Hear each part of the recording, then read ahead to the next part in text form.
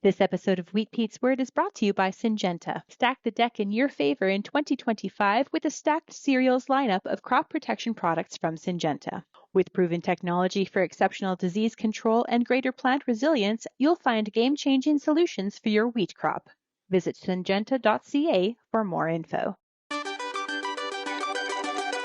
Good day and welcome to Wheat Pete's Word here on Real Agriculture for Wednesday, January the 8th, 2025, the first update of 2025. I hope over the holidays you had lots of times to rest, reconnect, relax, and recharge so that you are ready to rumble in 2025. We are absolutely going to do that. All sorts of cool stuff on this episode of The Word. We have updates and cool stuff that I learned over the holidays. You might even call some of it trivia, but I think it's a lot of fun.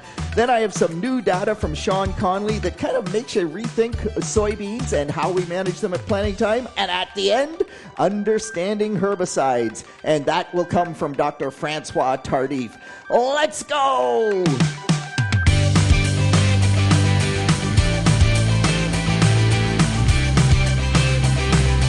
Yes, I am at the amazing Southwest Ag Conference. I'm not going to talk much about what we're learning here at the Southwest Ag Conference because I just haven't had time to synthesize it all. So all of this episode will be things from basically before the Southwest Ag Conference. But man, if you haven't registered for one of these conferences, there's still time. Certainly the Ontario Ag Conference. If you can't make it in person, just sign up for the Ontario Ag Conference. You can get it all virtually, and man, there is some incredible information that we are learning. Before I move on, though, I do need to say huge condolences to Dwight Foster's family. Dwight was a titan of agriculture in Eastern Ontario. He passed away last week. Really, really unfortunate situation. A young man. Our sincere condolences, and Dwight will absolutely be missed massively in that part of the world. All right, I want to move on, and I do some cool stuff. So Bill from Dresden, over the Christmas holidays, doing his rest and recharge thing and listening to episodes of Wheat Pete's Word in Kyoto, Japan, sitting in the train station. So, that's dedication, man. I really appreciate you listening, Bill. What's really interesting is that he and his wife sat beside an Australian farmer. Now, that happens in Kyoto, Japan is just mind-boggling. But a really unfortunate story. The Australian farmer was a rice farmer, and they had just recently lost the farm due to drought in Australia. So as much as we can sit here in North America, or certainly in Canada and Ontario, and say, oh gosh, times are tough, where do we cut the fat, as Mark McLean would say, because economic times are tough, they are pretty good here in relative terms. A Nebraska farmer as well tweeting out that they had to downsize significantly. So I think economics in other parts of agriculture make what we deal with here in Ontario look pretty simple. I'm not trying to downplay it because I know people can be in challenging times, but boy, there can be challenging times all over the place. Meanwhile, over the holidays, Sharik from Pakistan reached out to me, and that was through Twitter. It was really cool that we have a wheat farmer in Pakistan again coming to the table saying, I see you're talking about wheat a lot, can you help me? And it does force me always to remember that you have to ask the right questions. So fortunately, I got Sharik to send me some soil tests, and his biggest problem likely is high salts in the soil. He was asking about zinc. He was asking about sulfur. At the end of the day, I just think it's because he's in a very dry climate. He has high salt levels. When you get high salt levels, somehow you have to leach the salt out of the soil before you can do much with any other nutrient. He's going to do some trials. That's the other cool thing, is that we did get Sharik to start some trials, so that's cool as well. But wow, just the things you can learn because of social media. All right, what about Ontario in 2024? Nick, Nature Nut Nick, sending me some great data, and it looks like 2024 tied the record for the warmest year on average. The other year was 1998. The average temperature for the year at 10.47. And again, just tied, not a record, but tied for the record. What's really interesting is that even though it would tied the record for warmest year, we had less than average days over 30 degrees Celsius, which is really kind of where we get into negative situations. So we did it with relatively few hot days. And so that is probably one of the reasons why we had pretty good yields for the most part in 2024. And the other thing about 2024 at Nick's location, 26% more rain than average. Meanwhile, if you look at the rainfall map for Ontario, it is really telling, because we have areas that basically got, 26% more precipitation, or in some cases even more than that, higher than average. We have other areas that are 26% less than average rainfall in the province of Ontario. That is pretty unusual to have that big a spread. So it describes why some producers had trouble getting their wheat to germinate because it was dry soil, and other producers just had it jump out of the ground, and in fact almost were saying it's too wet. That's just the way Ontario went in 2024. All right, Real Ag did its top 10 videos, and I just got to say, oh my gosh, how is it that I can never get in there? The Real Ag top 10 videos, soybean videos at number 3 and number 4. The best we could do with a wheat video was number 8. Now, at least we did get wheat videos in at number 8, 9, and 10. But it just shows you that in North America, soybeans are a much bigger crop than wheat. And so you do a soybean video, you have a bigger audience to look at it. And kudos to Horst and Tyler McBlain as well. Those were the two in at 3 and 4, so really cool from that perspective. But what I found most interesting, the number 1 and number 2 videos, Real Ag shops. So yep, farmers love that mechanical stuff. It's just ingrained in them. The shop videos, number 1 and number 2. All right, one other cool thing that came across my email from Dr. Dave Hooker and Greg Stewart, great corn agronomists, both of them. On average, over the last 20 years, corn yields in Ontario have increased by 1.6 bushels per acre per year. Now you think about that. Over 20 years, we have increased corn yields 32 bushels per acre on average. And so it's no wonder that old guys like Wheat Pete, who back when they farmed in the 90s just could hardly even dream about 200 bushel per acre corn, now 30 years later, if your average isn't over 200 bushels per acre, you don't even think about going to the coffee shop. So the gains just seem to keep coming, and that's a really good thing, but that's a pretty big increase over 20 years, 32 bushels per acre more. All right, another kind of interesting and unfortunate happening over the holidays, the sugar beet industry here in Ontario, which of course all of our sugar beets, if you're not aware of what happens there, they all go to Michigan Sugar, and Michigan Sugar started growing sugar beets in Ontario to meet their needs, because in Michigan they just grow enough sugar beets on the soils that were able to grow sugar beets, that they were running into lower yields. They couldn't get enough acres. So they came to Ontario, and Ontario was able to meet that need. We had 11,000 or roughly 11,000 acres of sugar beets growing here in the province.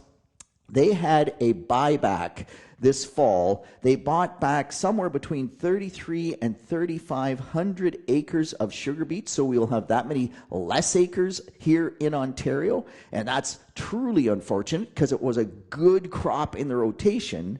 But part of the reason they did that was transportation costs for sure. But the other part of the reason is that resistant cercospora, so that's a disease in sugar beets, and also resistant water hemp. So in that Dresden area where they grow in water beets for the longest time here in Ontario to meet that Michigan need, really fighting with both Cercospora and resistant water hemp. And it's not that growers couldn't manage it, but it just was adding cost, added management to that, and it just wasn't as economic, including the transportation. So we will grow less acres of sugar beets here in Ontario. But I think the really interesting point is that weed control and disease control, because of resistance, really did factor in to that outcome. All right, I'm going to move on. And from Donald, there are new safety rules for trucks around their annual safety review. You now have to video, so if you have a truck, make sure you're aware of that. But Donald's question was, are there new rules for agriculture? Donald, none that I am aware of. So if anyone can correct me on that, I would put it on a future update, but I don't believe there's any new safety rules for tractors on the road or anything like that. Okay, moving on. I want to talk about green lightning. So I've gotten questions about green lightning over the probably the last 8 months, something like that. I'll get the odd question, and I haven't really talked much about it here on The Word. But I thought it's time, because once again, it's back in the news. So green lightning is actually, I believe, was developed out of Stanford University in California, the engineers there, and it's plasma technology. And so essentially, it's trying to replicate what happens when lightning happens in the atmosphere. And so if you go way back, there's some papers actually that would suggest, if you go way back when the Earth was originally forming, that there was so much lightning happening, and this lightning, this plasma that happens with the electrical force of the lightning, actually changes chemical structures in the environment. And there's carbon dioxide effects, there's nitrogen effects, there can even be mineral effects. And the paper that I looked at actually suggested that lightning was part of the reason that the atmosphere of the Earth evolved the way that it did, and that biology was able to develop here. If we hadn't had that amount of lightning, it might not have evolved that way. I'm not sure we can know that for sure, but really interesting thought process. In any case, in today's world, when you see that lightning strike, yes, that lightning strike does generate some nitrogen. Now, in terms of crop production, the amount is really, really small. So you get 1 pound or 2 or 3 pounds per acre. Maybe if you get a whole lot of lightning, you might get 10 pounds per acre of nitrogen from that, but it's pretty small. What the engineers out of Stanford did was look at that and say, can we use that same technology to generate nitrogen on farm? So this is really just in the formative stages, and I don't want people to say, yeah, it works, because we are not sure yet. So, I mean, essentially, the green lightning technology, you just plug it into your 110-volt outlet, and it, at a low level, recreates this plasma technology, and you add water, and in that water, it captures some nitrogen. You then use that as a nitrogen fertilizer. There's very little third-party research. USDA, ARS, Agricultural Research Services, is looking at it. I haven't seen any data from them. Precision Technology did a study. I've only seen 1-year data from them, and good for them to do this. It did look in that study that if you added twice the volume of the green lightning water, it would come close, at least, to the amount of nitrogen that you got out of 32%. But if it took 50 gallons of 32%, it took 100 gallons of the green lightning nitrogen. One of the things that bothers me, how come we can't test the green lightning water for the amount of nitrogen in there? And that seems to be a challenge, and maybe somebody can explain that to me. But so far, I haven't seen where we can test that. The methodology has just been, all right, we put 50 gallons of 32 on, or 28%. We'll put 50 gallons of green lightning water on. And then, of course, they looked at doubling that in the PTI study, the Precision Technology study. There's also a grower in Essex County that has put a unit in, and Colin Elgie, our soil fertility specialist, went down and visited with them. And so they did a few trials this year. And if they looked at full replacement of commercial nitrogen with the green lightning nitrogen water, that was a fail. They lost about 80 bushels per acre. But When they looked at it as a top-up program, it seemed to work. Okay, wait a minute. You got to back up 2 steps and say, as a top-up program, did we really need the top-up nitrogen, or was in fact the initial 120 or whatever that base rate that we had down, was that enough to get us there? I'm not saying it doesn't work. I'm just saying you always have to look at this and be a bit of a critical thinker. In any case, it's cool technology. If it can work, it will be awesome. So stay tuned. And from an organic standpoint, if you are an organic farmer, this is incredible. But lots of claims, not a lot of data. Stay tuned, and we'll follow this story, see if we can't find some third-party research. But really a cool thought process and a cool way to harness nature if, in fact, it can work. All right, I want to move on. And Lou's question about rhizophagy. So Lou asked about rhizophagy. This actually is a biological process that was discovered in Australia in 2010. And now some of the ecological movement is suggesting that this rhizophagy can replace commercial fertilizer, the phosphorus, the potash. What it is that the bacteria and the fungi that are in contact with the root actually eats those bacteria. So the bacteria are out in the rhizosphere, that solution right around the end of the root. And the root, they go inside the root, and the root then digests those bacteria and takes the nutrients out of them. And some of the bacteria escape out the root to collect more. And so it's this process of bacteria and fungi helping the plant to get more nutrients. And can that harness the vast amount of phosphorus and potash that we have in the soil? So what's really cool about rhizophagy is that bacteria comes on the seed. And that's an interesting process. They looked at sterilized seed. They didn't see it happen. And they could add the bacteria back onto the seed, and then they could see it happen again, and it made a massive difference in plant growth. My only comment, Lou, is, yeah, it's a cool process. Maybe way down the road we can harness it. We're going to keep trying to figure it out. But at the end of the day, if rhizophagy would actually do that for us, why wasn't it doing it for us before commercial fertilizer?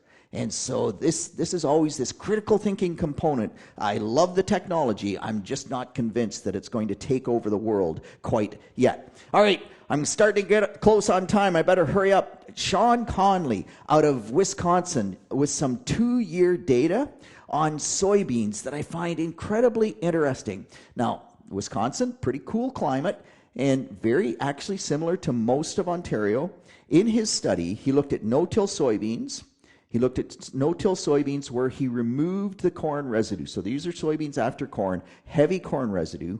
When he removed the residue, he gained 0.6 bushels per acre. And you kind of go, yeah, whatever, that is not very interesting. When he compared no-till soybeans to heavy conventional tillage, so full tillage, not just a minimum till or a high-speed disc, but full tillage, the conventional tillage was 5.3 bushels per acre better than the no-till. That's a little bit more than it would be here in Ontario, but interestingly enough, if you look at the Elora Research Station data, no-till soybeans have always suffered there much more than they have at the Ridgetown data, and so that's absolutely possible. What's really interesting in Sean's work is that where they added 30 pounds of nitrogen in the spring, and it really didn't matter if they removed the corn residue or not, but where they added 30 pounds of nitrogen in the spring, they were 4.1 bushels per acre better than the no-till without nitrogen. So they were within 1 bushel, basically 1.2 bushels, of the heavy conventional tillage by just adding 30 pounds of nitrogen. And I know that there have been some agronomists, particularly agronomists in Ontario that are in the cooler season areas, who have really supported the idea that they get increased yield when they add that nitrogen. Horse data from Elora and Stratford area, the data, and he's got lots of it, really hasn't seen that benefit to that early nitrogen, but this Wisconsin data would support that. So something to consider if you're growing soybeans in a cool climate, I think for sure. All right, last but not least, Francois Tardif from University of Guelph did the herbicide headache session at the Southwest Ag Conference. It is one of our virtual or on-demand sessions, and so I was able to listen to that just before the whole conference started. Man, we talk about herbicide residues. It is not half as simple as we make it sound. We talk about half-life, so that's the amount of time it takes. You put on a pound of atrazine. How long does it take for that pound of atrazine active to become half a pound of atrazine? And we have always basically said in Ontario it takes 3 months, 90 days. Well, in the literature, it takes anywhere from 1.4 days to 108 days. That's over 100% difference. Like, oh my gosh. And it really comes back, and if you can at all, listen to that session. Francois does such a good job of describing that. But it's temperature dependent, it's moisture dependent, it's pH dependent, and it's also soil type dependent. And we've sort of known all of those things. But if I am a canola grower, I'm going to grow winter canola, and I'm looking at the list of herbicides that I can't use on my winter wheat, and I know that people have applied Infinity on winter wheat and grown winter canola after it, even though the label on Infinity would say can't do that. It's an 8 to 10 month interval, and we've only got 3 or 4 months in between application and when I plant that winter canola. And you say, well, how does that work? Well, I think we can get better at making those predictions if it's warm and wet, particularly for the first 30 days after you apply the herbicide. You are going to kickstart that breakdown. It's going to happen faster. If it's cold and dry, your breakdown is going to be much, much slower. But the other point that Francois brought up that I had not ever thought of, if you have a really great wheat crop or a really great crop of any nature, that crop is going to take up a lot more of that herbicide, and it's tolerant of the herbicide, so that means in the plant it breaks it down. So if you have a great crop and it takes up lots more of that herbicide, there's lots more of that herbicide that is broken down, so you're going to have less residual. So in that calculation, it's temperature, it's moisture, and it's crop growth. And that's what I think the factors we can look at to make better decisions on whether or not we're going to have issues with herbicide carryover. And with that, I have once again talked way too long. That's it. That's all on behalf of the team here at Real Agriculture. This is Wheat Pete with the word for Wednesday, January the 8th. Hey, send me some questions, which it was pretty quiet over Christmas. I get that. That's cool. But questions, comments, feedback, whatever would be awesome. And meanwhile, I'll be back next week. Talk to you then.